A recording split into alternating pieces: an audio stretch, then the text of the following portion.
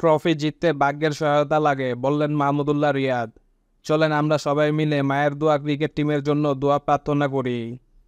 মাহমুদুল্লাহর মতে ভক্তদের ভালোবাসা এবং ভাগ্যের ছোঁয়া থাকলে বিশ্বকাপ জয় অসম্ভব নয় বাংলাদেশের জন্য। 1999 সাল থেকে ওয়ানডে ও 2007 সাল থেকে নিয়মিত টি-20 বিশ্বকাপ খেলছে বাংলাদেশ। বিশ্বকাপের মতো মঞ্চে বড় কিছু স্বপ্নের কথা বলা হয় প্রায়ই, কিন্তু কখনো শিরোপা তো দূর, কাছাকাছিও যেতে পারেনি বাংলাদেশ। মূলত ভাগ্যের ছোঁয়া ছাড়া বিশ্বকাপে জেতা যায় না বলে মনে করেন দলটির অভিজ্ঞ অলরাউন্ডার মাহমুদুল্লাহ রিয়াদ। এবার 20 দলের বিশ্বকাপে খেলছে বাংলাদেশ। নাজমুল হোসেন শান্তর দল আছে ডি গ্রুপে। সুপার 8-এ যেতে হলে এই গ্রুপের 5 দলের মধ্যে সেরা 2-এ থাকতে হবে। গ্রুপে বাংলাদেশের প্রতিপক্ষ সাউথ আফ্রিকা, শ্রীলঙ্কা, নেদারল্যান্ডস এবং নেপাল।